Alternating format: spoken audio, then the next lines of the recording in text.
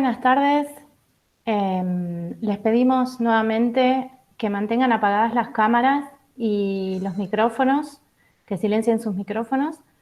Vamos a dar inicio a este conversatorio, que es el conversatorio de apertura del CESIA, el Centro de Estudios Socioterritoriales de Identidades y de Ambiente. Le doy la palabra a Axel para la presentación. Axel, ¿me escuchás? Bueno, ahí te escucho. Hola, ¿qué tal? Buenas tardes a todos. ¿Se escucha? Sí, se te escucha bien. Bueno, no, muy simplemente, porque acá hay gente que estoy viendo algunos nombres que ya nos conocen, gente del doctorado de antropología, de la carrera, de grado. Y bueno, justamente para los que no nos conocen, pues es posible que haya seguramente gente de otras facultades, universidades, de otros países, por esto del Zoom, ¿no? Dos palabritas nada más, el Centro de Estudios Socioterritoriales de Identidades y de Ambientes, el CESIA, es un centro que reúne investigadores y becarios sobre esas temáticas. Está con sede en la Escuela del IDAES, en la UNSAM, y bueno, tiene pocos años de edad, unos 3 años aproximadamente, y desde el año pasado con fuerza venimos haciendo, producto obviamente de la pandemia, a la que estamos todos mal acostumbrados, digamos, este tipo de encuentros online que, como todos también ya saben a esta altura, es una de las virtudes inesperadas, tal vez, de esta situación que nos permite encontrarnos, aunque sea virtualmente, y compartir distintas experiencias, conferencias, conversatorios, etcétera.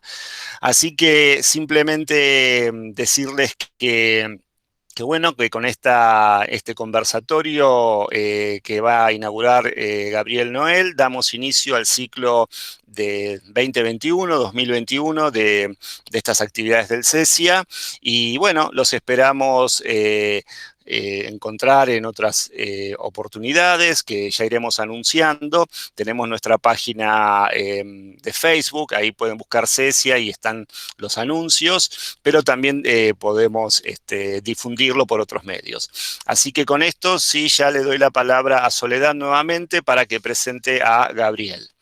Gracias. Bien, gracias Axel.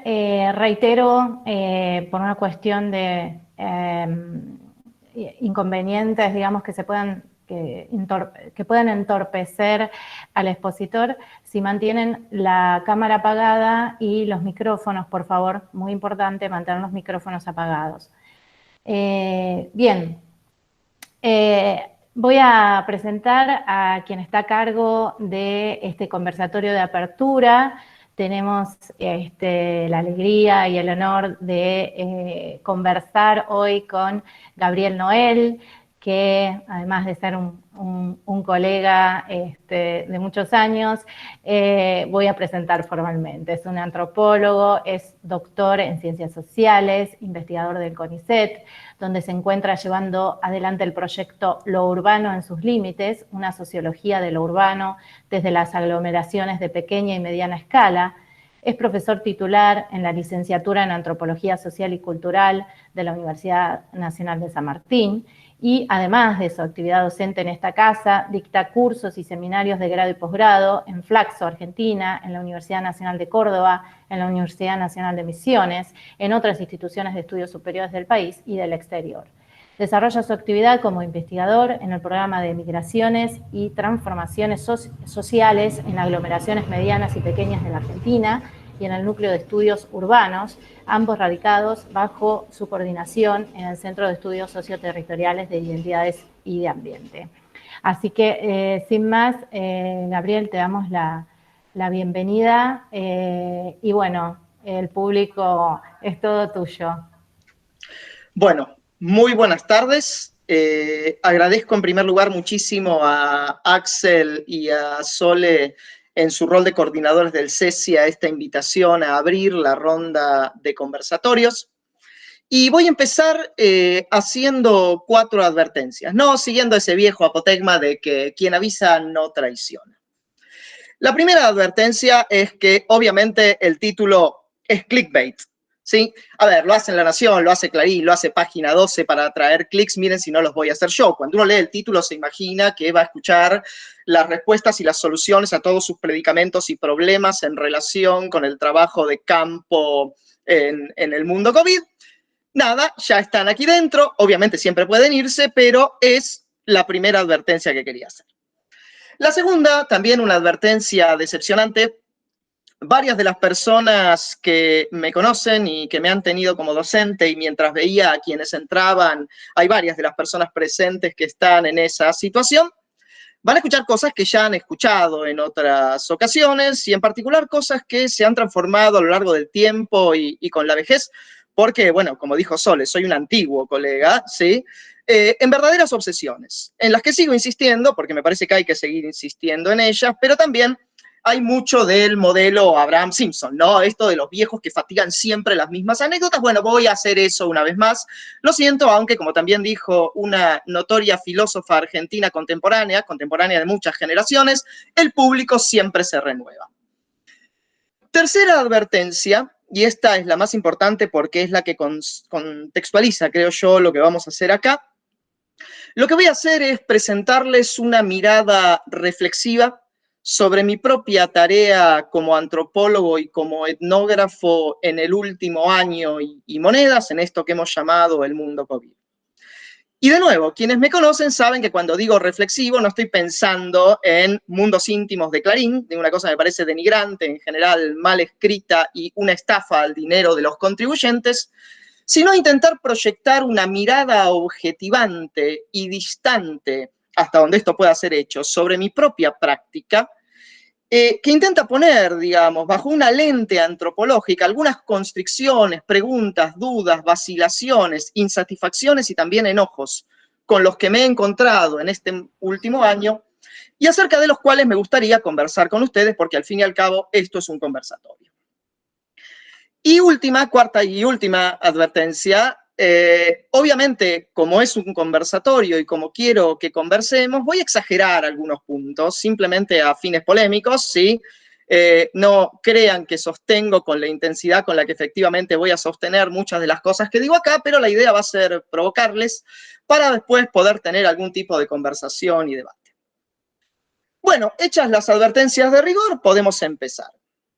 No es ninguna sorpresa y ninguna novedad que la irrupción de esto que hemos llamado provisoriamente el momento COVID, y en particular de las medidas de aislamiento primero y de distanciamiento después, supusieron y siguen suponiendo un gran desafío a una disciplina que en gran medida, obviamente no de manera exclusiva, pero que en gran medida sigue definiendo y proponiendo su identidad profesional a partir de la posibilidad que tienen sus practicantes de poner el cuerpo en algún sitio. En general, más o menos distante, ¿no? En mi caso, los sitios donde solía poner el cuerpo antes del momento COVID, etnográficamente hablando, ¿sí? No quiero que piensen nada raro, están a una centena de kilómetros del área metropolitana de Buenos Aires.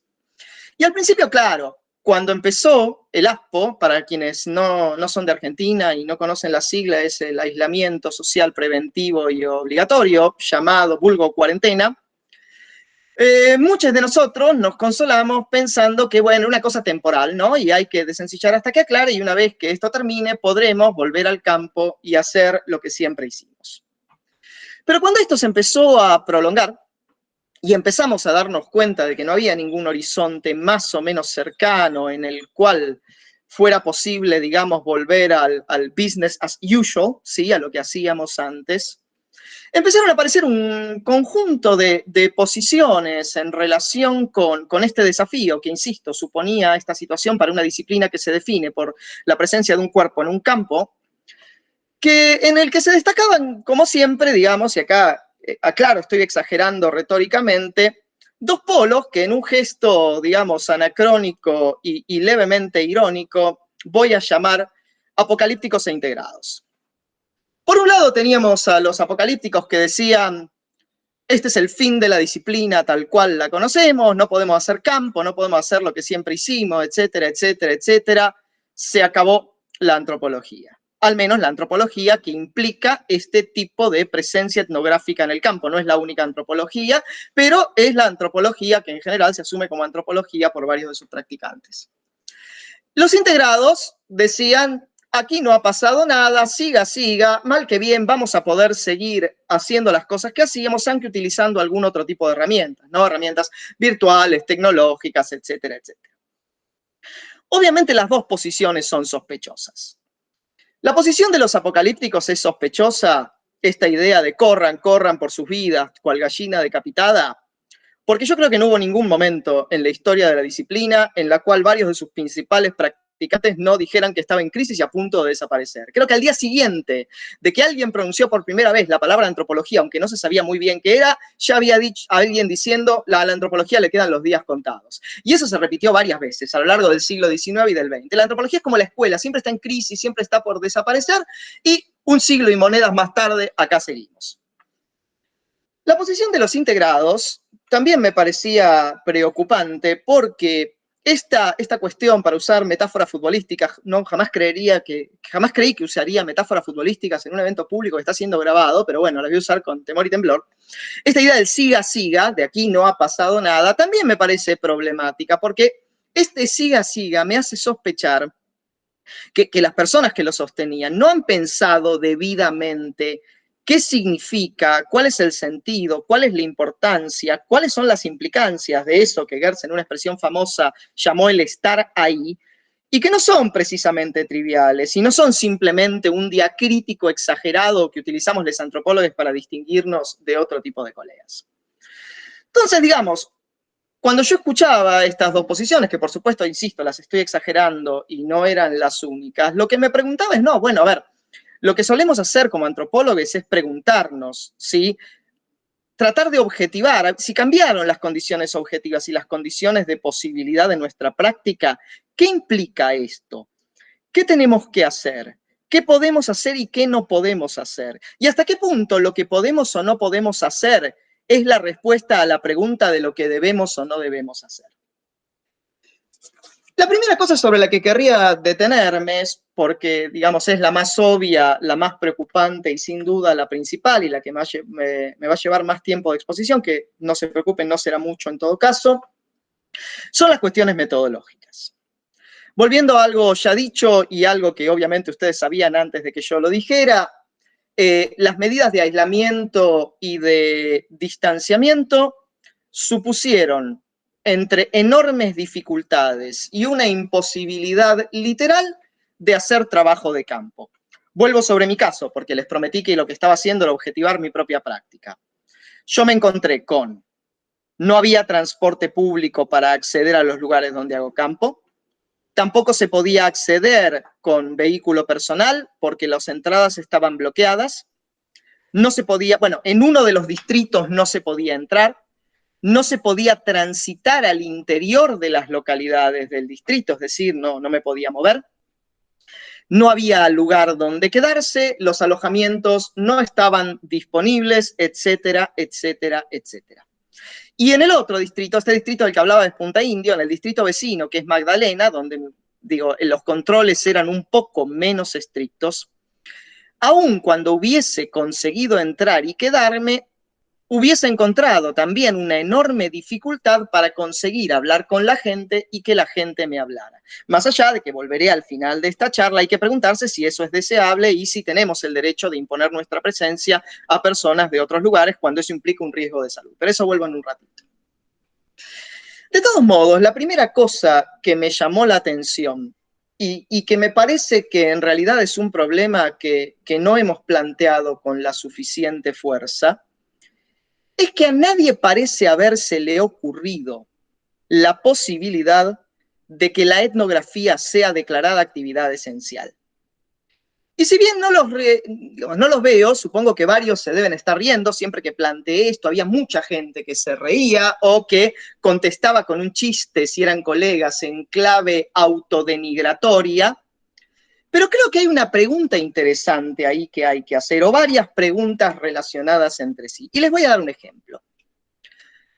Cuando ya avanzada la pandemia se abrió una convocatoria para proyectos colectivos de investigación, estoy pensando específicamente en una convocatoria muy grande que fueron los proyectos PISAC COVID, que eran proyectos que tenían como objetivo hacer investigaciones que pudieran tener algún tipo de incidencia en el conocimiento y gestión de la pandemia de COVID. Lo primero que yo pregunté a las entidades financiadoras era si estaba contemplada la posibilidad de hacer trabajo de campo presencial. Me miraron como, lo de mirar es metafórico, no estábamos presencialmente, pero me respondieron como si yo hubiese preguntado la cosa más absurda del universo, cuando en realidad lo que yo estaba preguntando es si ellos me iban a garantizar las condiciones objetivas para que yo pudiera hacer lo que ellos me demandaban que yo hiciera. La respuesta fue, por supuesto, un rotundo no. Con lo cual me quedó bastante clara una cosa, que estas convocatorias, no fue la única, tenían un sesgo muy fuerte hacia ciertas clases de investigación que no eran ciertamente la que yo quería desplegar. Y yo creo que esta pregunta nos la tenemos que hacer como colectivo profesional de antropólogos. ¿Por qué parece impensable, imposible, o ni siquiera se nos ocurre plantear la posibilidad de que nuestro trabajo sea esencial o crucial para la comprensión y la gestión de una pandemia que, utilizando la referencia obligada, es un hecho social total? Y no sentimos la necesidad de demandar esto, no solo a los legos, sino tampoco entre nosotros, entre los colegas. Todo esto dejando de lado, no voy a meterme en esto ahora, salvo que ustedes después me metan en la conversación, que estamos hablando de un sedicente gobierno de científicos en el cual hay varios colegas nuestros en posiciones importantes de gestión. Yo me pregunto cuál es la idea de ciencia que tienen y hasta qué punto eso incluye o no incluye lo que nosotros hacemos, cuando está claro que no lo incluye. Cuando ustedes me escuchan, pueden pensar que estoy haciendo un reclamo corporativo del tipo, yo también quiero jugar, ¿por qué no me dejan jugar? No. Lo que estoy planteando, más allá de la bronca que pueda tener a título personal, es hasta qué punto la construcción de conocimiento riguroso es una actividad esencial. ¿Qué tipos de conocimiento riguroso van a ser ni siquiera alentados, posibilitados desde el Estado?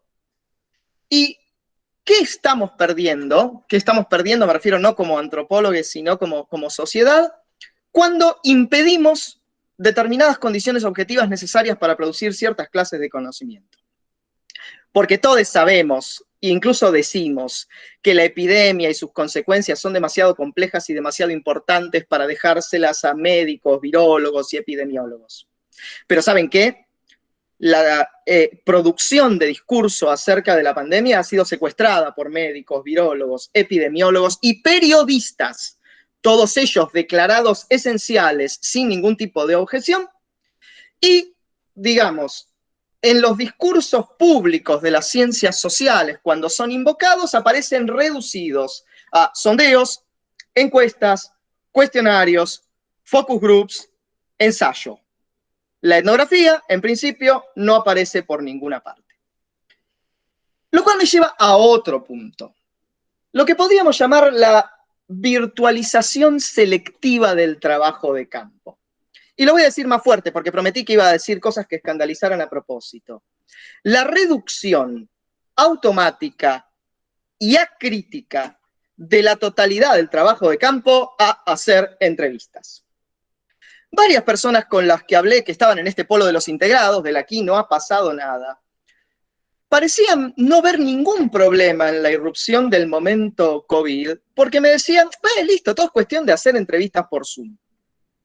No sé ustedes, pero a mí me resulta bastante preocupante, aunque no especialmente sorprendente, la implicatura conversacional que está presente en esa respuesta. Esto es que hacer trabajo de campo es hacer entrevistas. No voy a insultar a un público tan esclarecido, volviendo a citarles a Malinowski y a la diferencia entre lo que los nativos dicen, que siempre tiene que ver con reglas, expectativas y posiciones, y lo que los nativos hacen, que tiene que ver con las prácticas. Eso ya lo saben. Saben también que no hay forma de que la entrevista sustituya a la observación y que no hay que confundir lo uno con lo otro. Y entiéndase bien, no estoy bardeando a las entrevistas. Las entrevistas son instrumentos metodológicos sumamente útiles y poderosos. Y hay cosas que solo se pueden hacer mediante entrevistas. Ni todo es observable, ni hay que fetichizar la observación, ¿sí? Pero para hacer entrevistas exitosas y significativas hay prerequisitos sobre los cuales ya insistiré ahora en un ratito, entre los cuales el primer prerequisito es la objetivación cuidadosa de la propia situación de entrevista. Cualquier fantoche puede hacer preguntas y esas preguntas siempre van a ser respondidas, ¿sí? Pero para hacer preguntas que tengan sentido hay que tomar mucha sopa. Y para obtener respuestas que tengan sentido e introducir sentido en esas respuestas, hay que construir una relación muy larga de sentido y de confianza que en general solo es posible luego de mucho tiempo de interacción casual y no estructurada. Pongo casual entre comillas porque es casual para nuestros interlocutores en el campo, nosotros sabemos que no es casual nada. En general, antes de comenzar a hacer entrevistas, pasamos mucho tiempo escuchando, mirando, haciendo observación, conversando casualmente con personas en el campo. Y recién después de mucho tiempo de eso, estamos en condiciones de producir guías de entrevistas significativas, esto que yo llamaba recién saber qué preguntar, y también interpretar adecuadamente qué es lo que nos dicen y sobre todo qué es lo que no nos dicen o qué es lo que están diciendo cuando aparentemente están diciendo una cosa distinta de la que están diciendo.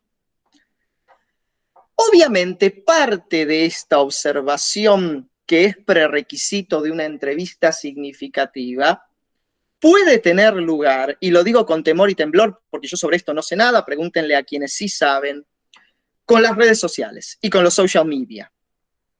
Las redes sociales, en mi experiencia, pueden funcionar como un análogo aceptable de estas conversaciones informales, de este escuchar y de este mirar, siempre y cuando se sabe, tengamos bien presente y reconstruyamos hasta donde nos sea posible los sesgos sociales, etarios, de participación, de modalidad de uso, de acceso, y cada plataforma tiene la suya.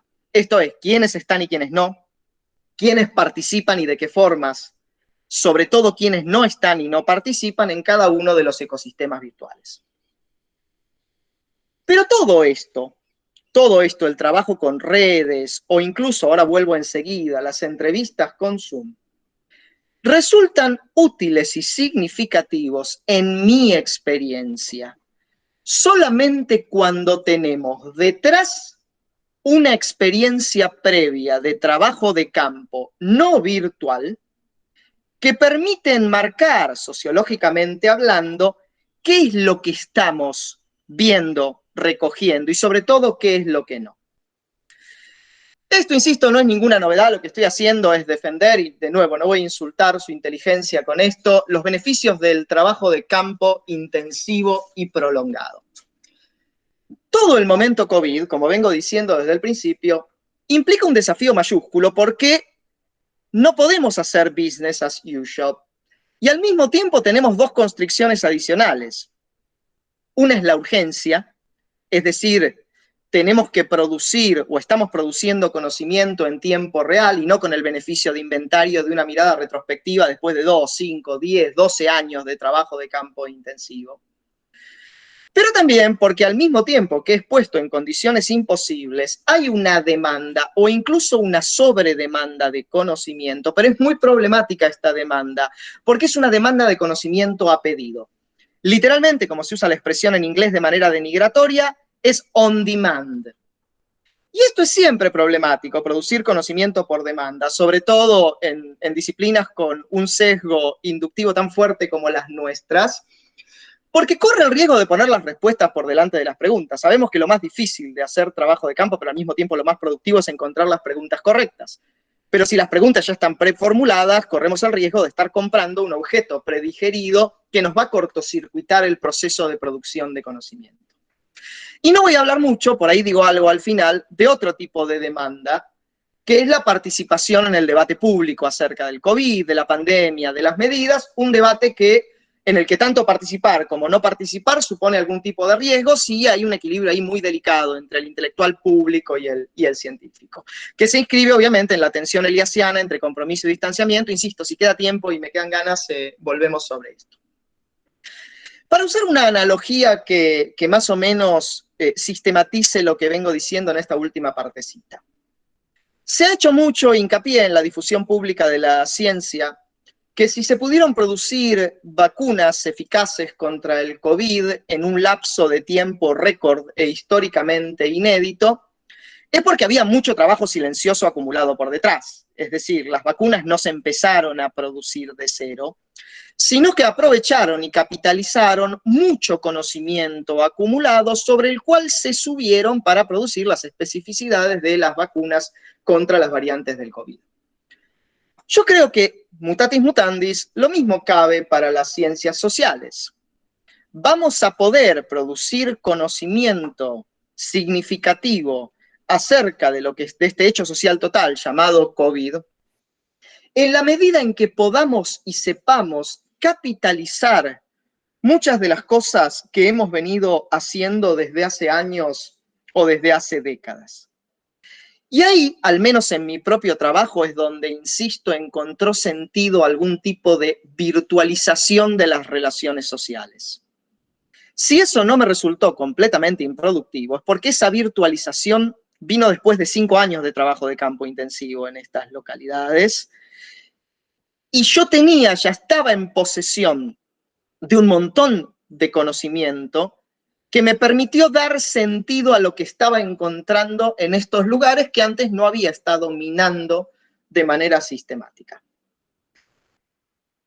Yo creo que si hay algo en lo que los etnógrafos podemos contribuir a la comprensión de cosas como esta, tiene mucho que ver con este trabajo acumulado, con la posibilidad que muchos de nosotros tenemos, luego de haber pasado y de seguir pasando varios años en algún sitio poniendo el cuerpo, como decía al principio de la charla, y construyendo un conjunto de relaciones de confianza y de sentido que ahora podemos poner al servicio de un conjunto de preguntas más o menos específicas en relación al momento COVID. Lo que se ha escuchado por ahí, al menos yo lo he escuchado y he tratado de olvidarlo y no lo he conseguido a veces, como, no sé, etnografía express, he visto utilizar, bueno, etnografía express es una contradicción en los términos, ¿sí? No quiere decir absolutamente nada.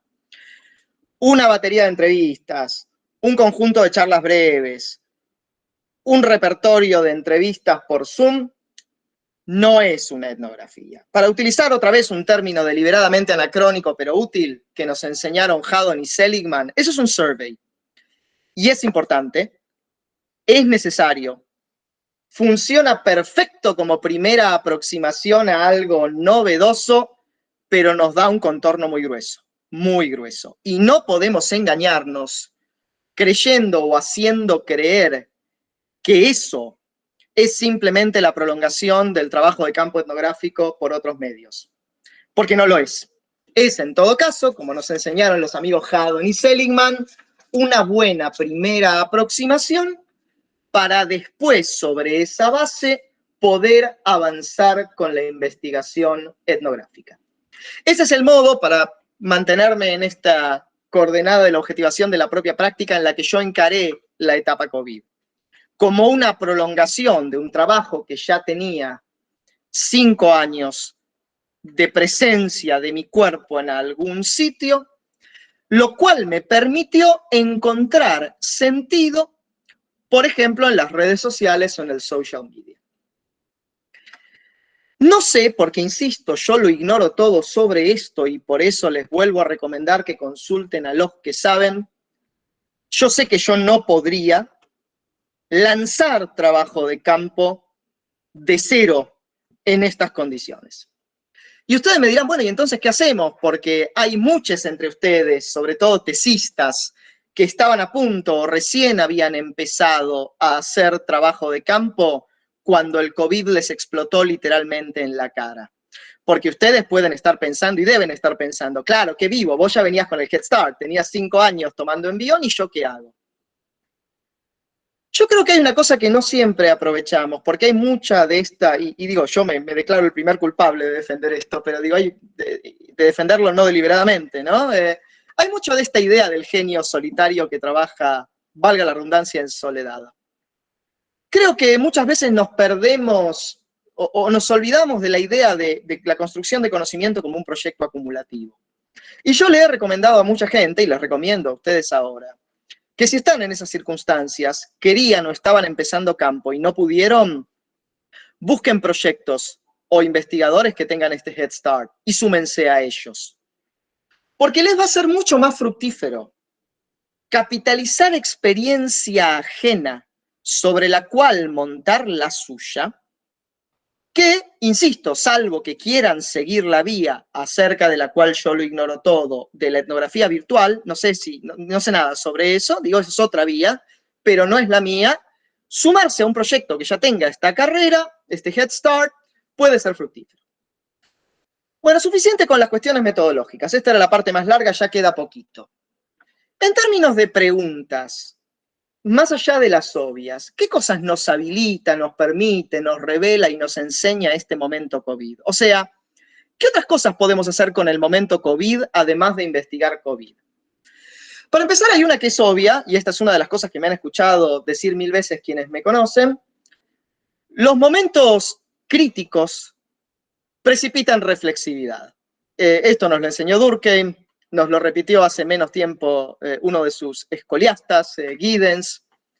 Cuando a la gente se le mueve el piso, siente una inclinación a explicar qué es lo que se movió, por qué, quién tiene la culpa, quién debería estar haciendo qué y no lo está haciendo, quién no está haciendo lo que debería, y a río revuelto, ganancia de etnógrafes. Aparecen en la superficie un montón de cosas que no tienen directamente que ver con el COVID, en el sentido que no estamos investigando por ahí, no sé, vacunas, aislamiento, etcétera, etcétera, pero que el COVID ilumina. Porque en definitiva, si nos ponemos objetivantes, es decir, cínicos, pero es un cinismo profesionalmente entrenado, el momento COVID es un fabuloso experimento sociológico, es un experimento sociológico soñado, no, es una pesadilla, pero insisto, estoy poniéndome deliberadamente cínico. De repente hay un montón de gente que no puede moverse, hay un montón de cosas, y por cosas entiendo bienes, servicios, relaciones, consumos, que generalmente esta gente se procuraba lejos de su lugar de residencia y que ahora no puede y que tampoco podía procurarse a nivel local. Y acá hago un paréntesis sobre lo de lo local. Todos repetimos en general como loros esto que entre las notas del trabajo de campo etnográfico, esto que Gertz dice en descripción densa de la inserción local, ¿no? El factor local es insoslayable porque bastó que en diciembre abrieran las fronteras y yo, ahora voy a volver sobre eso, pudiera volver a poner por un ratito mi cuerpo en el campo para que me diera cuenta, y me llevó 5 minutos, hasta qué punto los discursos públicos, muchos discursos públicos sobre el COVID, incluyendo los de distinguidos colegas, naturalizan y generalizan por centésima vez la situación metropolitana, como si fuera la situación de todo el país. No, gente, me canso de decirlo, les juro que me canso de decirlo. Lo que ocurre en el AMBA y en otras grandes ciudades aplica al AMBA y a otras ciudades del mismo tipo, de grandes entornos urbanos. Lo que sucede en otros lugares es distinto y hay que mirarlo y es re distinto. Les puedo asegurar que es re distinto. Lo que ocurre en Punta Indio, en Magdalena, es re distinto de lo que los medios muestran y los discursos públicos, incluyendo varios pretendidamente académicos, sobre la realidad nacional del COVID. Lo cual refuerza esta idea de que por ahí no estaría tan mal declarar la etnografía como actividad esencial. Al mismo tiempo, otra de las cosas que muchas veces olvidamos cuando hacemos antropología es el poder de la comparación.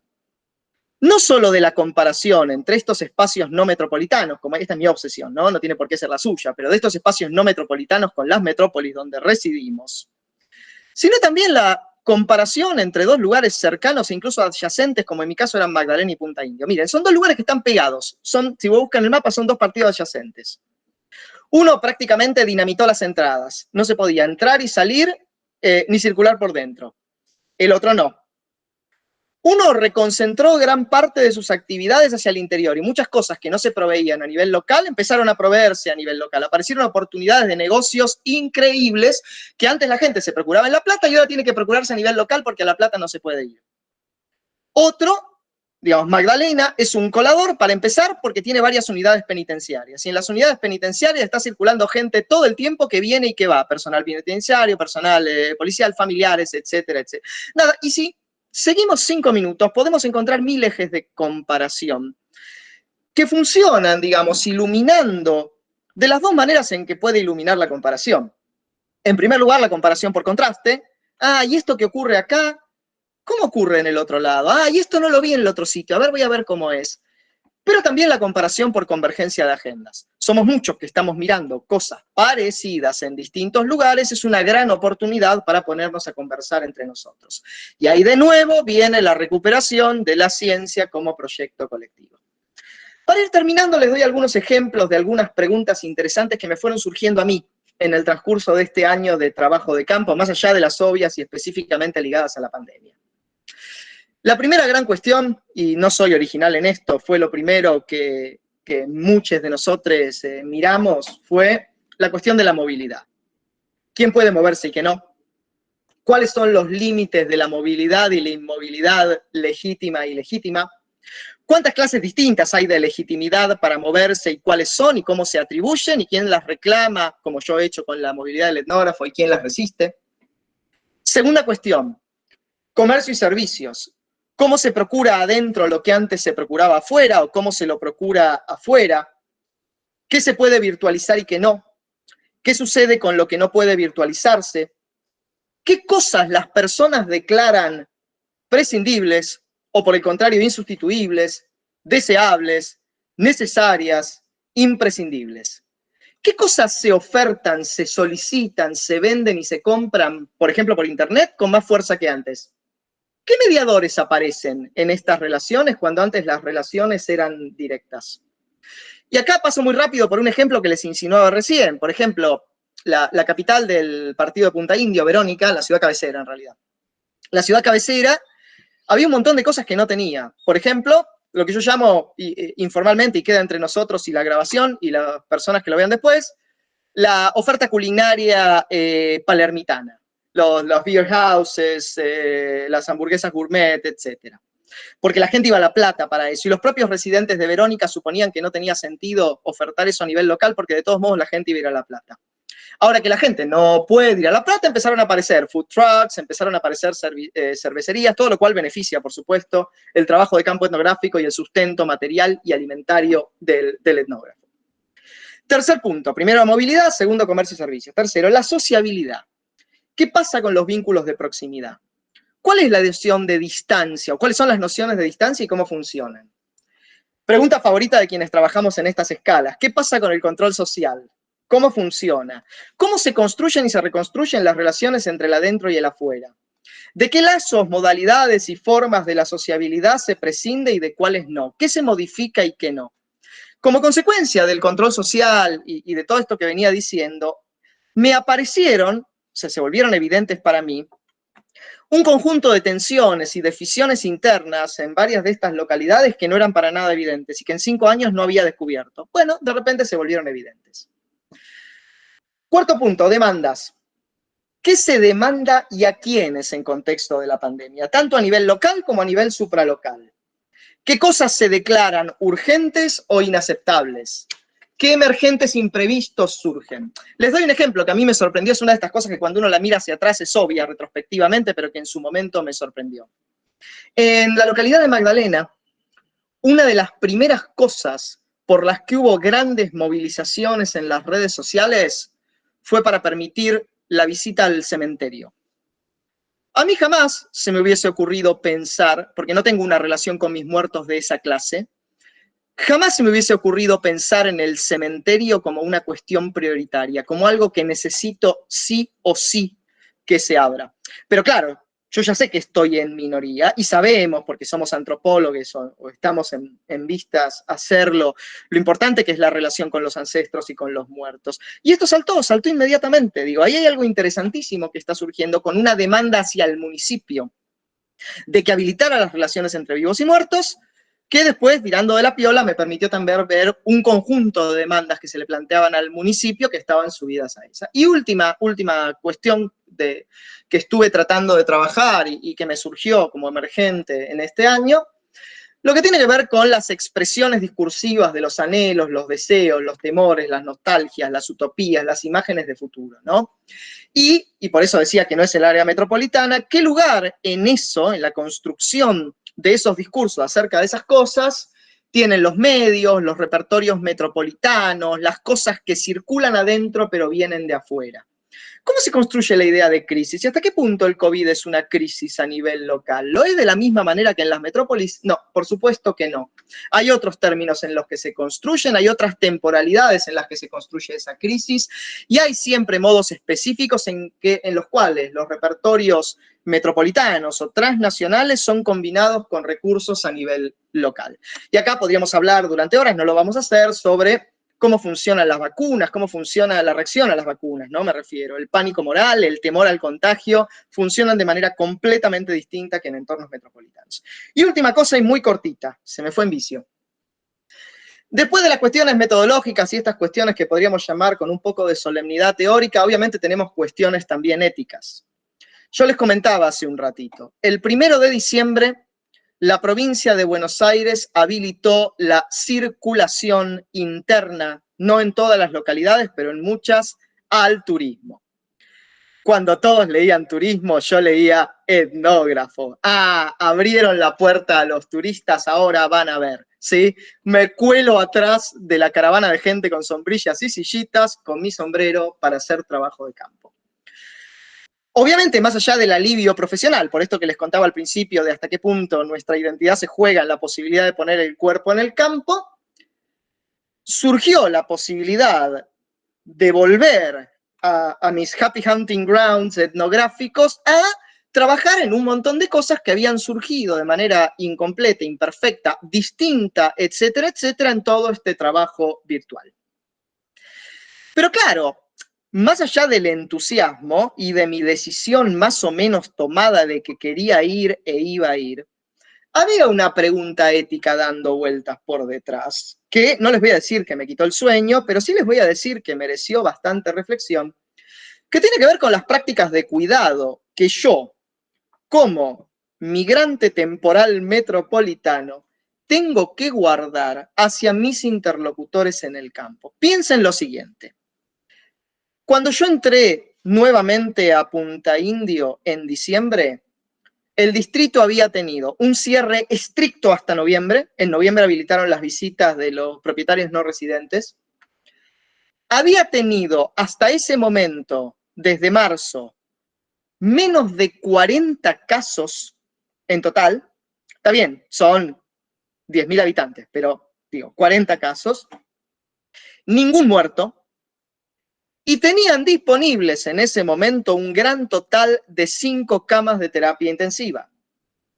Y aquí venía yo, del área metropolitana de Buenos Aires, de uno de los distritos más afectados y sin la certeza de que no fuera a contagiarlos.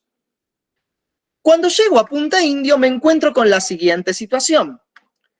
Medidas muy estrictas de cuidado en el espacio público, mucho más estrictas que las del lugar donde yo resido, pero medidas mucho más relajadas en el espacio doméstico.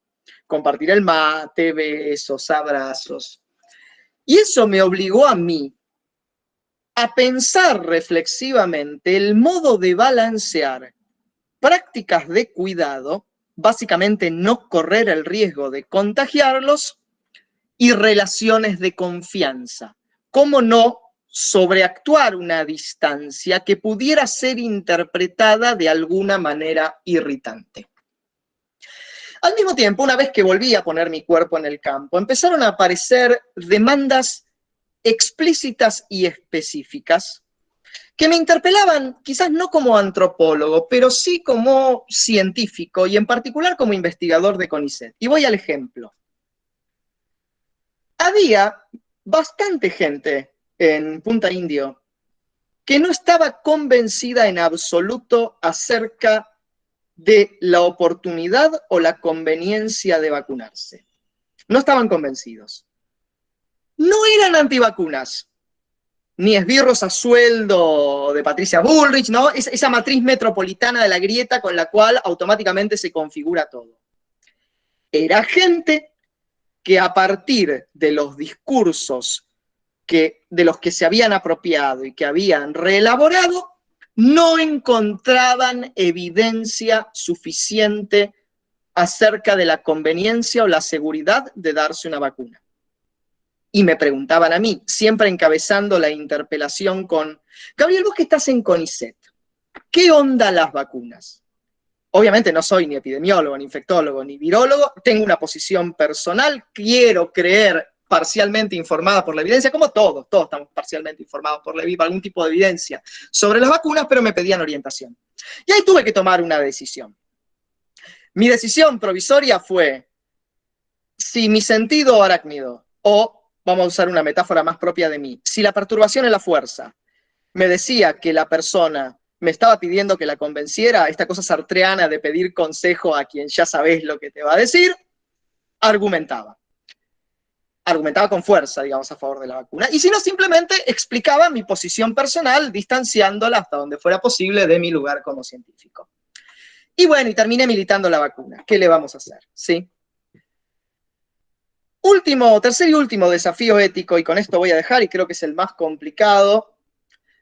Toda esta situación en la que obviamente estamos metidos, somos parte, tenemos apuestas, tenemos posiciones, entramos en polémicas, representa un enorme desafío al imperativo de objetivación. Esto es el relativismo, ¿no? Entendido en clave metodológica. A nuestra posibilidad de tomar distancia de ciertas posiciones, particularmente de posiciones que encontramos erradas, desagradables, objetivamente peligrosas, y que al mismo tiempo queremos objetivar para tratar de entender lo que está ocurriendo. Y ahí vuelvo y cierro con esta tensión que decía entre compromiso y distanciamiento, ¿no? Por un lado, en nuestro lugar como actores dentro de esta pandemia que nos interpela desde un montón de lugares y a partir de nuestras trayectorias personales, familiares, domésticas, etcétera, sanitarias, etcétera, etcétera. Y el trabajo que en definitiva es el que nosotros hacemos y el que, voy a de nuevo exagerar solemnidad, nadie más puede hacer, que es el introducir sentido o mostrar sentido en las cosas que aparentemente no tienen sentido. Nada, es muy difícil, es muy difícil. Saben muy bien lo que cuesta y yo solo sé lo que me ha costado. Bueno, nada, se me fue en vicio, pensaba hablar mucho menos. Les pido 1000 disculpas, esto es básicamente lo que tenía para discutir de mi torturante, como dijo alguien ahí, año de abstinencia etnográfica durante el COVID. 1000 gracias por la atención.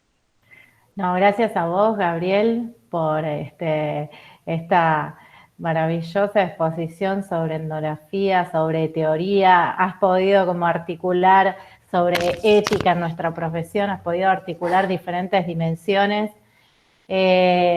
Como siempre, un placer escucharte. Y había varias preguntas en el chat que ahora, en este momento, vamos a dar espacio.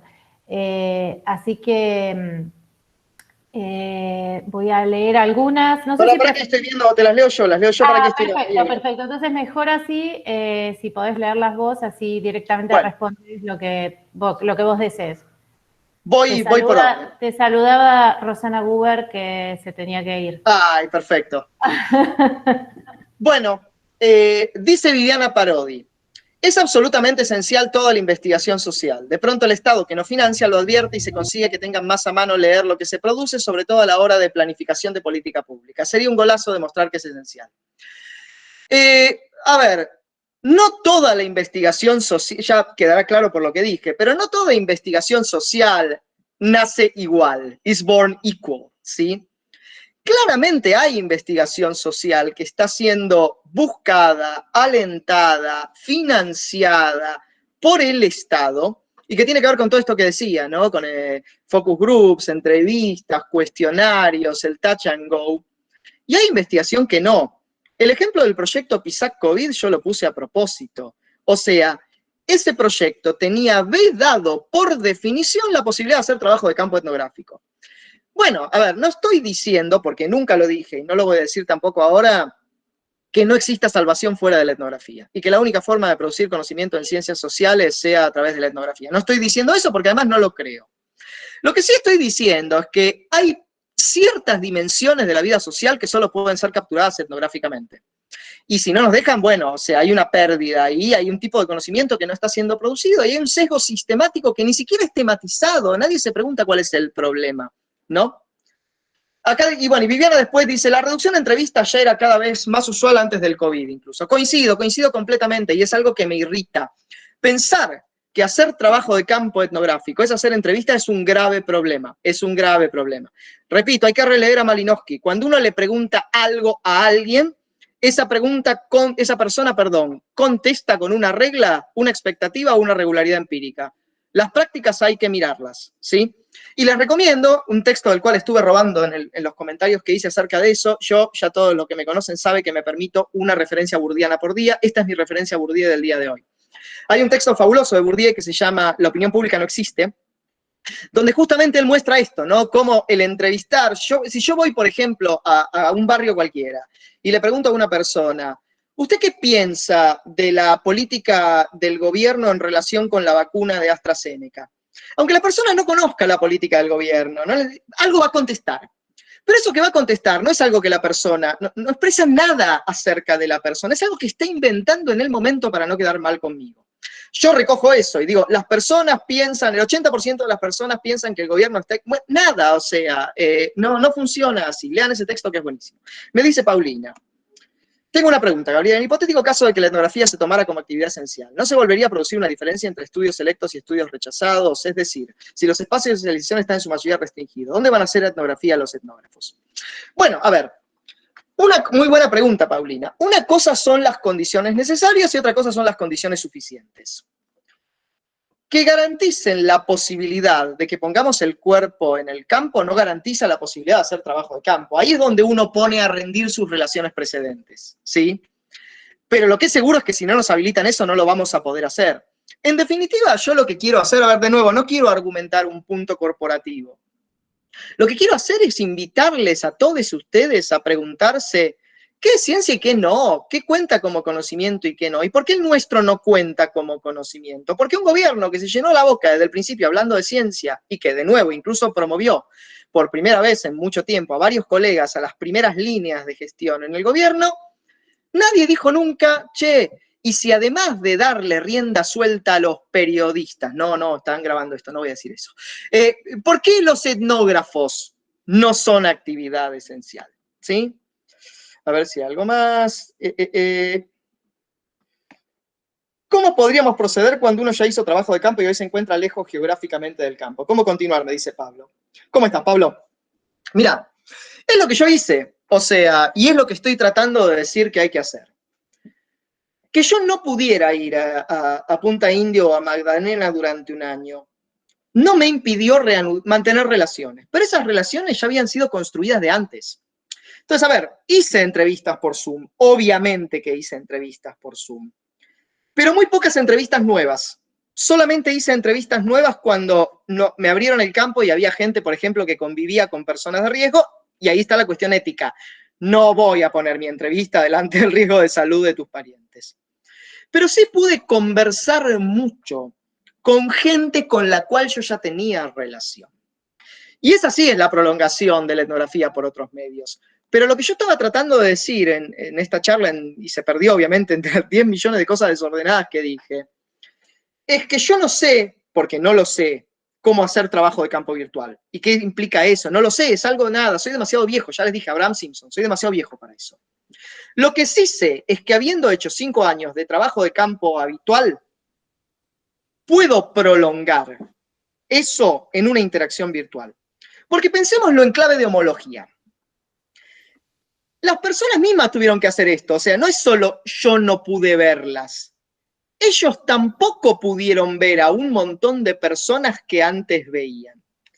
Entonces, ahí mi relación virtual con ellos es homológica de la relación que ellos mismos tienen con personas, por ejemplo, las familias que tienen hijos viviendo en La Plata. También con ellos tuvieron que hacer eso. Pero de nuevo, lo que yo digo es, para mí tiene todo el sentido montar sobre un dispositivo que se fue construyendo de manera no virtual una intervención virtual. Yo hice eso y a mí me funcionó, pero insisto, se lo dice alguien que ignora todo sobre la etnografía virtual. No hay más en el chat, si vi correctamente. Yo tengo una preguntita, Gabriel. Una reflexión que me genera tu excelente charla, que la verdad que me iluminó muchísimo. Yo hace rato que no hago etnografía, por otras razones, estoy con los textos, pero seguramente me hubiera pasado buena parte de las experiencias que vos contás y tal vez hubiese reflexionado tal vez menos sistemáticamente sobre la cuestión. Pero estoy pensando sobre todo en aquí debe haber mucha gente que está entrando en el doctorado o que todavía no puso un pie en el campo, ¿no? Entonces no tienen vos mandaste, digamos, una recomendación pragmática de decir, bueno, móntense en investigaciones que ya vienen haciendo otros y bueno, piensen colectivamente, aprovechando el conocimiento acumulado, a la espera de algún momento poner el cuerpo en el campo, el cuerpo propio. Y yo un poco a riesgo de jocoso, digamos, estoy pensando si esto sigue, porque nada, esto va a ser, no sé, va a ir y venir, no hay... Va a reseguir.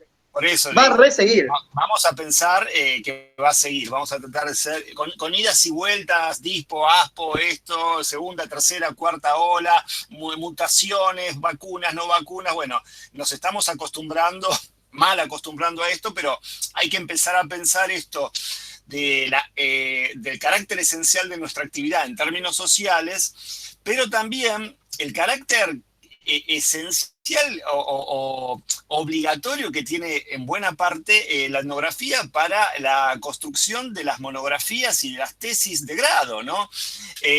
Obviamente eso se va a tener que flexibilizar, pero yo estoy pensando, por eso decía que es un poco jocoso, empezar a pensar la etnografía con el modelo Tinder, es decir, pensando que vos te encontrás con una persona, ¿sí?, online, obviamente que es totalmente diferente la situación, donde tenés una expectativa de reunión con esa persona, pero se va generando todo un volumen de juego, un juego de fantasmas, básicamente, fantasmático, pero sesgado, pero también consentido, ¿sí? Como vos decías, hay una homología de los dos lados, se está sintiendo esa falta de corporalidad, si se quiere. Aunque muy mediado también es muy importante lo que vos decís, muy mediado localmente, eso también es muy importante. No todos tenemos la experiencia metropolitana.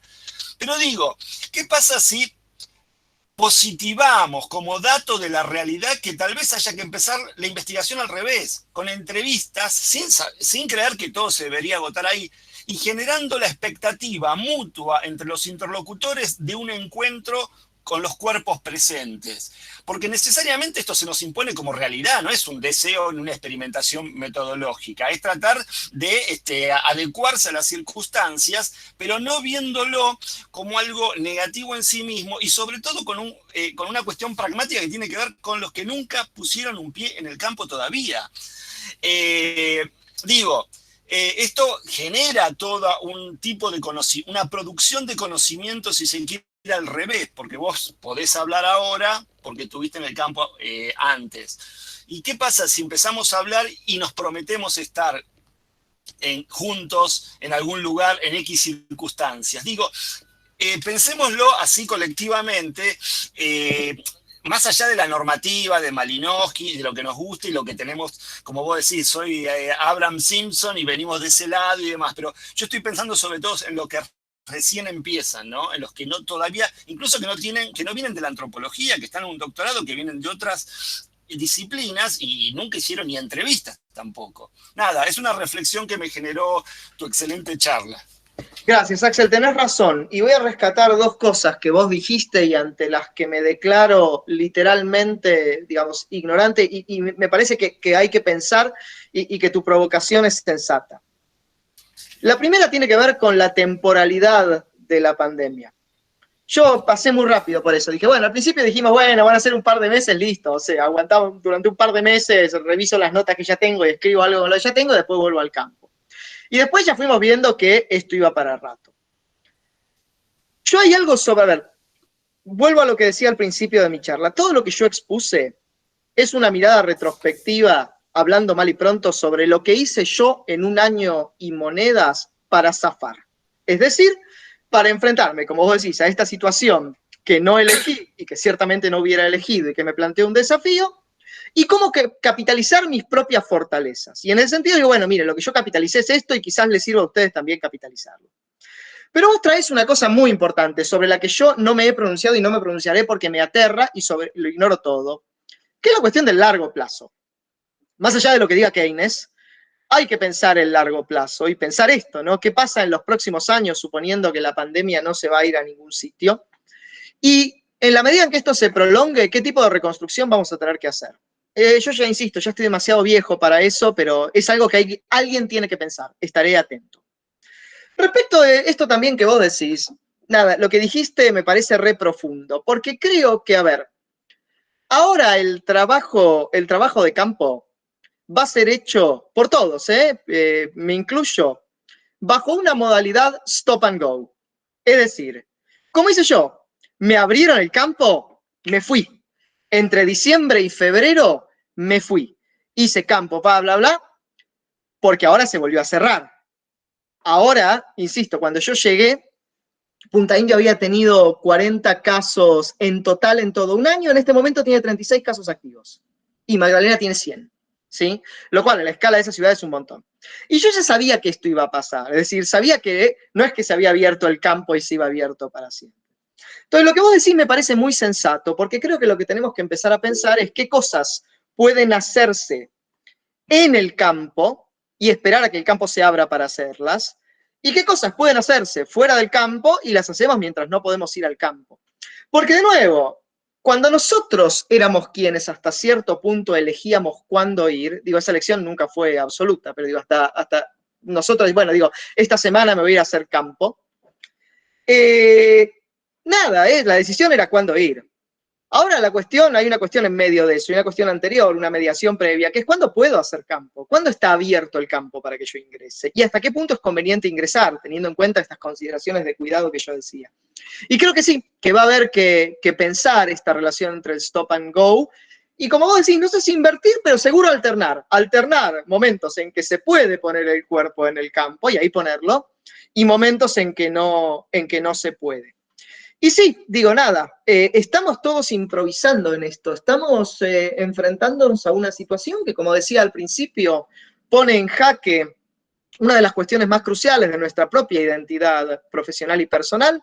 Sabemos que lo personal es político y para nosotros lo personal es etnográfico también, y sobre la cual la verdad es no sabemos muy bien qué hacer. Por eso yo desde el principio personalicé el argumento diciendo, bueno, voy a tratar de objetivar lo que yo hice para zafar durante este año. Y lo hice, a ver, no es que hubo deliberación, no hubo estrategia, hubo nada, hice lo que pude, básicamente, como todo el resto de nosotros. Genial, genial. ¿Hay más comentarios? No, acá hay comentarios, pero preguntas ninguno. No quiero acá comentarios de gente buena, un poco afortunada. No vi ahí. Bueno, si quieren les leo los comentarios, pero nada, Soledad del Río dice, muchas gracias, Noel, siempre es un placer escucharte, y esta cuestión que traes de la etnografía como actividad esencial es crucial, sobre todo para quienes tenemos beca, y como sabemos, las becas tienen fecha de vencimiento. Claro, o sea, a ver, esto también, porque de nuevo, el sistema científico, no voy a entrar en eso ahora porque me caliento, pero digo, el sistema científico nos plantea exigencias al mismo tiempo que escatima las condiciones objetivas que necesitamos para que esas exigencias sean satisfechas. Nada, hay algo raro ahí también, algo que revisar ahí también. Rosana, teoría antropológica, dice, Axel sugiere hacer entrevistas online y después la presencialidad de cuerpo presente, pero para las tesis doctorales también son necesarios libros, archivos y textos, y no dejar de reflexionar. Completamente de acuerdo. Bueno, y Cecilia Garibaldi Riguá dice, buenas, me siento un poco afortunada porque sí pude comenzar el campo, pero de forma intermitente, y me enfrenté a muchas de las situaciones y dudas que planteaste. En los casos como este, en que el trabajo de campo se vio habilitado presencial, pero de forma intermitente, vuelta a 2 meses, suspensión de 1 o 2 a lo largo de todo un año, en campos donde la comunicación virtual no es viable, que es mi caso, claro, Cáceres. Claro, es así, o sea, es esto, es el touch and go. Sí. Yo me permito acá, porque yo, igual que vos, Gabriel, soy no solamente un ignorante de las redes sociales, ignorante, uso, no tengo Twitter, por ejemplo, uso el WhatsApp, y esto del Zoom poco y nada, pero las nuevas generaciones, y yo lo veo en mi hija, que tiene 15 años, pero me imagino que también los de 20 y 25, tienen una relación distinta con las redes sociales, y hay una cantidad de... Porque acá plantean la cuestión de, en el último comentario, algo de los vínculos afectivos y demás. Es decir, por ese mundo también está creciendo, se está construyendo un nuevo tipo de afectividad, que nosotros, más ligados a una ética de la afectividad construida en campo, de cuerpo presente, tampoco estamos afuera de eso. Estar pegado a un celular, ¿no? Chateando, whatsappeando, tuiteando y demás, es un nuevo modus vivendi, un nuevo modus operandi que necesariamente también está totalmente preñado de afectividad, de niveles de autenticidad o de inautenticidad en sus propios términos, como vos decís, Gabriel, también, ¿no? Que nosotros no los entendemos, para nosotros es todo superficial, tal vez, por una cuestión generacional. Entonces, todo eso va a irrumpir de alguna forma en los modos de hacer etnografía, ¿sí? Nosotros lo sentiremos como, si se despierta Malinowski, vamos a ser sinceros, nos mata a nosotros. Dice, che, la etnografía que usted dice que es etnografía, pusieron el culo 2 años realmente en una tribu en el medio de la nada, y no, yo venía, no, pero entonces no te sumergiste realmente en el mundo del otro. O sea, no estamos a la altura del canon de Malinowski, no solamente nosotros, sino toda la antropología de los años 60, poco menos alguno que se haya ido al Amazonas y demás. Por lo mismo, también creo que las nuevas etnografías obligadas, y también en la medida que están colonizadas en el buen sentido, no peyorativo, por las nuevas tecnologías, van a ser miradas desde nuestro punto de vista con una mirada medio peyorativa, y no, mirá, esto, te faltó esto, no observaste, dejaste, y no sé, yo realmente no sé. Acá yo soy muy temperalmente apocalíptico, pero quiero tratar de hacer un juicio de integración y de que el mundo va a evolucionar, no en el sentido positivo, pero va a mutar a otra cosa, y las nuevas subjetividades con las nuevas tecnologías y los nuevos criterios de verdad, porque hay un régimen de verdad y un régimen metodológico, se va a adecuar a eso. Digo, todo esto para tratar de no deprimirme, lo digo, ¿no? Pero es algo evidente que las nuevas generaciones vienen con otra cabeza. Digo. Sí, y no solo las nuevas generaciones. Por ahí ahora me voy a hacer el joven, ya me hice el viejo mucho rato. Pero digo, por ahí yo soy un poco más joven que vos, no sé, no mucho. Pero digo, a ver, vuelvo a esta cuestión de la homología. Yo creo que varios de los presentes, más allá de la edad, y es mi caso, hemos establecido relaciones significativas vía WhatsApp. Yo lo hice con nativos, es decir, empecé relaciones de cero con WhatsApp. Pero ahí está lo que yo decía de la homología. Es decir, no empiezo por la entrevista. Contactás mi procedimiento es el siguiente. Contacto a una persona por las redes sociales. Tengo una sola, Facebook, ¿sí? Después delego las otras redes.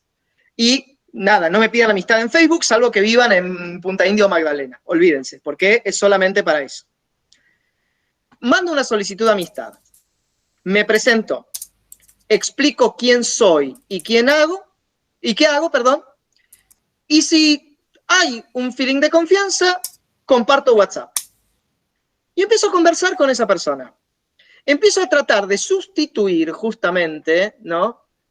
Estas conversaciones informales de las que hablaba al principio, que ahora no son posibles en persona, no puedo ir a comer a la casa de estas personas, ¿sí? Pero sí puedo conversar. Y yo creo lo que vos decís es muy profundo, porque lo que tenemos que pensar es cómo funciona ahí la homología. Siendo que, como vos decís, todos nos hemos visto forzados a virtualizar relaciones de muchísimas maneras distintas, incluso relaciones muy intensas, digo, con amigos, parientes, a los que ya no podemos ver. Y en definitiva, lo que yo decía antes durante mi presentación, nuestros interlocutores en el campo también lo están haciendo con otras personas significativas para ellos. Entonces, en eso ahí yo me vuelvo un poco integrado, ¿sí? Y digo, no, bueno, por WhatsApp también podés construir relaciones que después, ¿sí?, aparezcan con la promesa, por así decirlo, de una consumación etnográfica, ¿no? O de una entrevista virtual por Zoom. Digo, existen esas posibilidades. Y creo nada que, a ver, obviamente no son lo mismo que poner el cuerpo en el campo, pero tampoco hay que sobreactuar eso, porque primero es lo que tenemos y lo que podemos hacer, y segundo, a ver, lo que importa ahí es el orden entre la construcción de la relación de confianza y de interconocimiento y la entrevista etnográfica. A mí WhatsApp me permite, o sea, este dispositivo, primero contacto por Facebook, intercambio de WhatsApp, charlas por WhatsApp, me permite reproducir more virtualis, mi secuencia habitual de interacción en el campo. Simplemente mi cuerpo no está ahí. Digo, yo sí paso mucho tiempo en el teléfono por día, WhatsApp y eso, varios contactos ahí, lo saben. Bueno, ¿algo más, gente? Sí, hay un comentario interesante, el último comentario en el chat. Ah, pará, porque no bajé, claro, ahí está, porque no bajé. Me había quedado trabado arriba. A ver, dice. De Sandra Ximena, frente a la demanda de la Academia de presentar investigaciones recientes con trabajo de campos recién salidas del horno, ¿es posible retomar o analizar en perspectiva de datos de campo con los que se ha trabajado en años anteriores? En otras palabras, ¿prescriben los datos de campo? No, claro que no prescriben. A mí eso me pareció muy interesante para conversar. Sara, no prescriben. Mira, te doy un ejemplo también de mi propia experiencia etnográfica. Yo empecé a hacer trabajo de campo en espacios no metropolitanos cuando hice la etnografía correspondiente a mi tesis doctoral. Hace, bueno, nada, voy a decir el año, es muy dramático, ¿no? Cuando esto era 2004-2005, trabajé, hice 2 años de trabajo de campo en Tandil. Después, durante 8 años, entre 2008 y 2014, hice trabajo de campo en Villa Gesell. Ni en Tandil ni en Villa Gesell yo había tematizado como problema de investigación la cuestión de la escala en las aglomeraciones. Tandil y Villa Gesell simplemente eran un escenario para que yo me hiciera preguntas analíticas que no tenían que ver, ¿no?, con las ciudades. Pero cuando a partir de 2015 cambio de pregunta, cierro una agenda larga de 10 y más años de antropología de las moralidades, y cambio de pregunta para ahora sí tematizar la cuestión de la escala en aglomeraciones medianas y pequeñas, vuelvo sobre mis datos de campo, todos codificados y muchísimos, a ver qué podía encontrar ahí, con las salvedades que dice Axel que hay que hacer una bella advertencia. No somos empiristas, ¿sí? No existe el dato descontextualizado de la pregunta, ¿sí? Pero sí pude volver a un montón de datos que en su momento había recogido y me habían quedado indigestos porque no eran parte de mi pregunta, para construir argumentos en clave comparativa. Y escribí 2 textos utilizando datos de antes, en los cuales yo planteé una pregunta comparativa para la cual tenía datos, porque ahí sí, es como los historiadores y el archivo. No puedo plantear cualquier pregunta. Puedo plantear preguntas para la cual tengo fuentes. Acerca del modo en que, esto que yo llamé comparación por contraste, en realidad Damata llamó comparación por contraste, ¿no? Esto de, y esto que estoy encontrando ahora en Punta Indio. ¿Había algo de esto en Tandil? ¿Habrá algo en mis notas? ¿O había algo de esto en Villa Gesell? Sabiendo además que pasaron 15 años, digo, no se puede horizontalizar eso. Pero si uno de nuevo objetiva las condiciones de producción originales de los datos, se puede volver. Piensen que en realidad la etnografía siempre es un dispositivo enormemente dispendioso en términos de generación de datos. Yo siempre pongo el siguiente ejemplo. Cuando terminé de hacer mi trabajo de campo en Tandil, 2 años muy intensos, como solo se pueden hacer cuando uno está haciendo la tesis doctoral, terminé con algo así como 5.000 páginas de notas.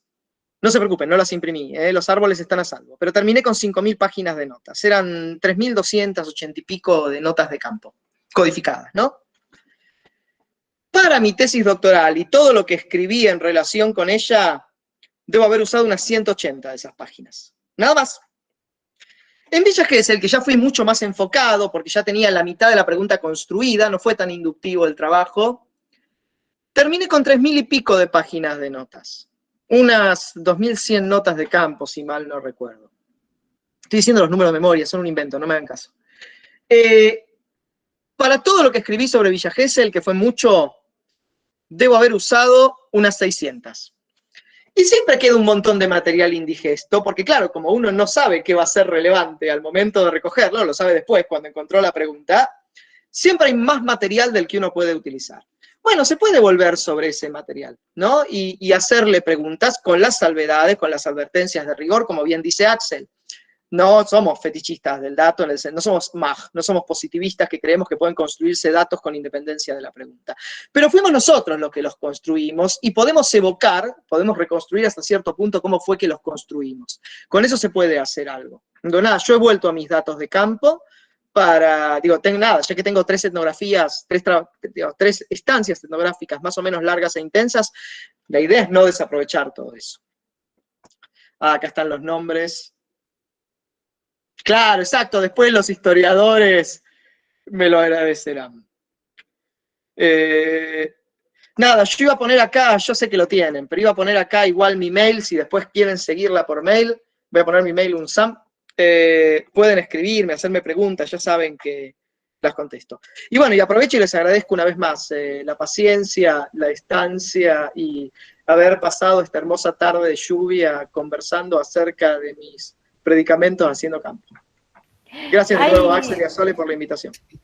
Sí, no sé si hay por ahí una ultimísima pregunta, alguien que quiera abrir el micrófono, un último comentario. El del estribo. Sí, el último, en los últimos 5 minutos. Bien. Bueno, nada, siguen pasando los nombres del DAS. No, más que interesante, yo de mi parte como docente también de la materia de etnografía, digamos que este tema es una conversación, en el sentido de que estamos en un conversatorio, retomo el término, permanente con estudiantes. En general el estado de ánimo es de gran incertidumbre, es de gran... Incluso angustia había... Sí, eso me lo sacaste de la boca, te iba a decir, no es incertidumbre, es angustia, pánico, depresión.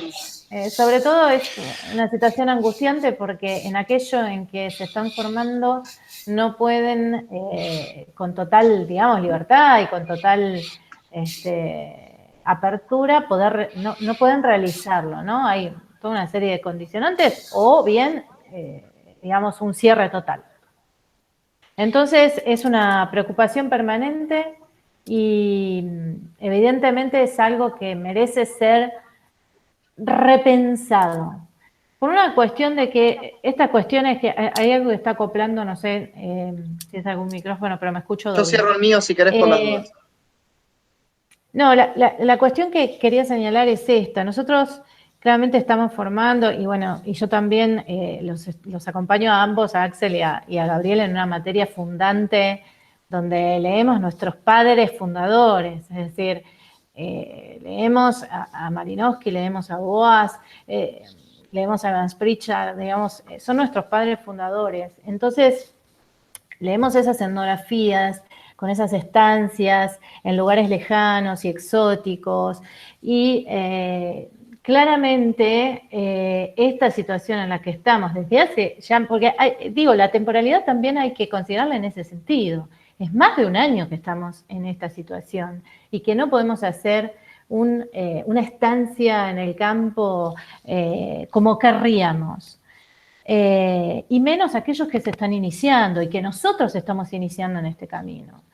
Entonces, trayendo también las observaciones de Axel acerca de la relación con las nuevas generaciones y contrastando con esta formación que nosotros les damos, digo, ¿hasta qué punto no tenemos que repensar, no solamente por el COVID como ese hecho social que te permite, es imponderable, que te permite analizar esto?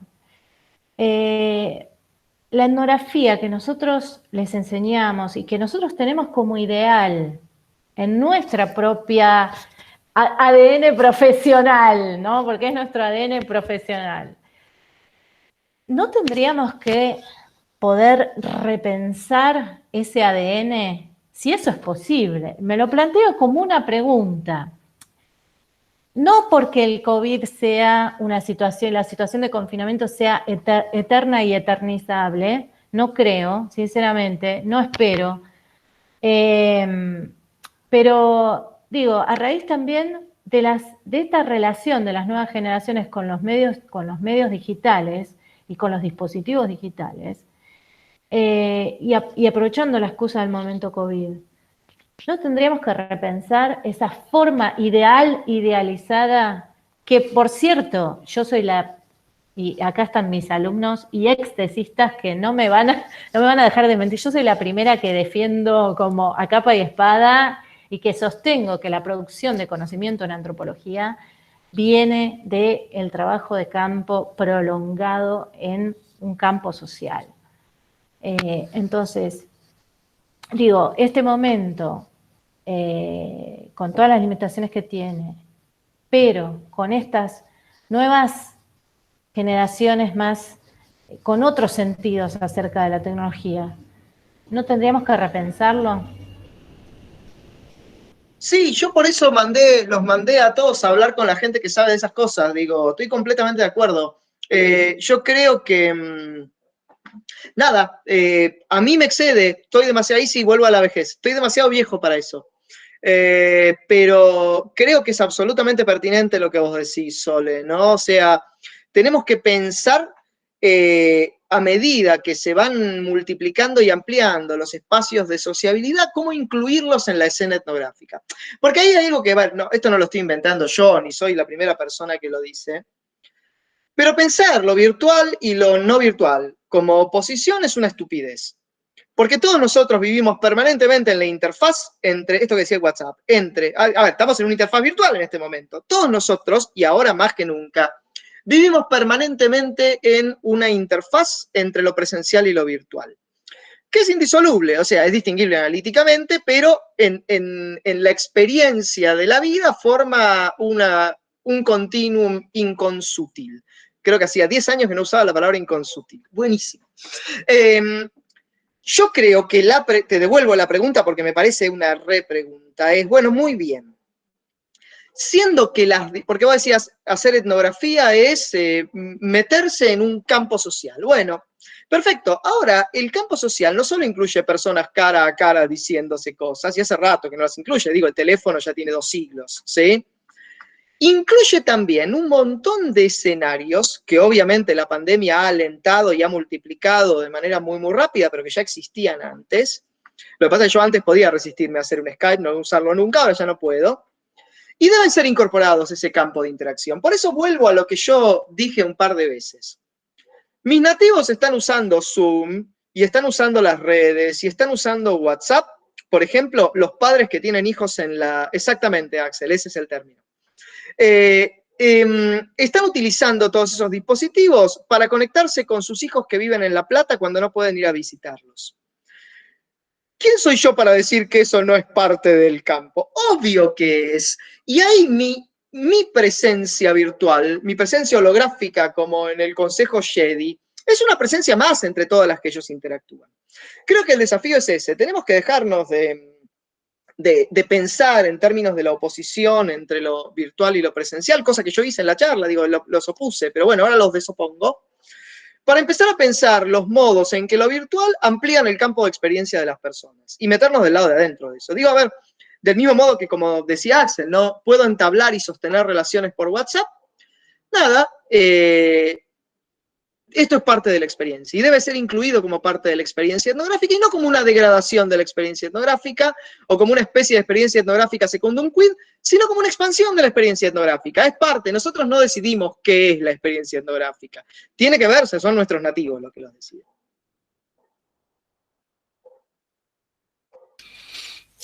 No, excelente. Tal cual.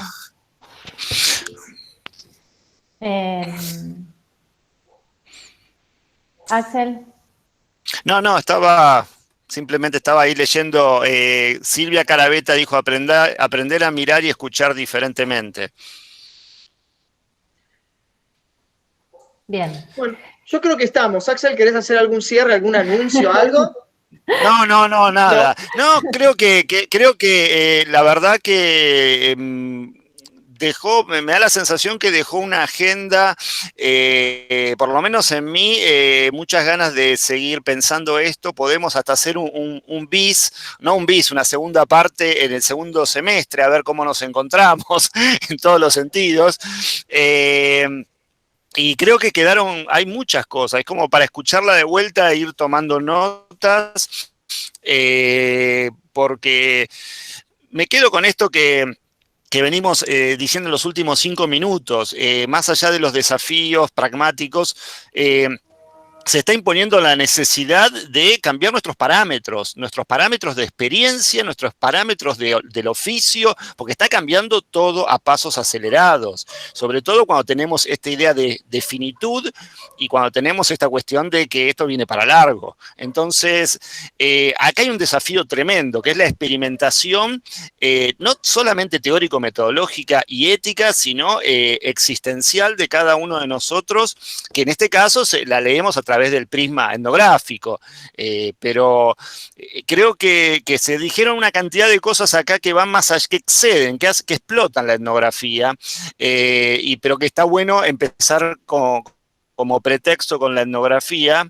como algo que tenga asidero y que tenga una realidad tangible para nosotros. Por eso digo que así medio en caliente, diría que me da muchas ganas de seguir esta charla de acá a 3-4 meses con los mismos protagonistas u otros para seguir reflexionando juntos. Ese es mi final en todo caso. Y a mí también Gracias. me gustaría resaltar una cuestión que mencionó Gabriel, que es el rol acá de los colectivos, ¿no? Me parece que acá en nuestra posibilidad de movernos y ir a hacer etnografía al campo, se juega también la necesidad de un colectivo, que bueno, existe el Colegio de Graduados en Antropología y que quizás como graduados se pueda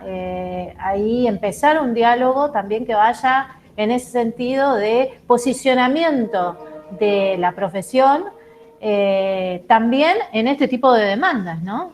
Entonces, creo que ahí hay esa cuestión del colectivo en el que nos posicionamos, los que ya estamos graduados, de grado, de posgrado, es algo que no es secundario. Así que eso me lo quería destacar. Y bueno, nuevamente sí, agradecerle a Gabriel por su tiempo y por esta excelente charla que mantuvimos con él. Bueno, gracias a ustedes por la invitación y nada, cuídense mucho.